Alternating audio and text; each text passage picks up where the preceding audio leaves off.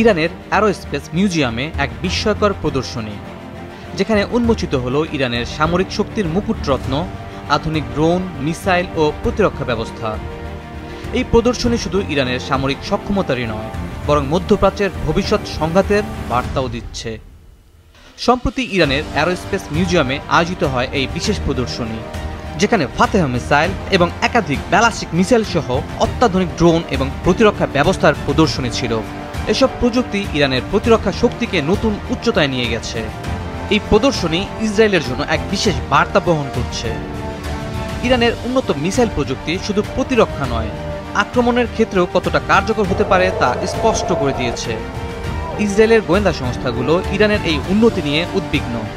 আমেরিকার গোয়েন্দা সংস্থা স্বীকার করেছে যে মধ্যপ্রাচ্যে ইরান সবচেয়ে শক্তিশালী মিসাইল ক্ষমতার অধিকারী।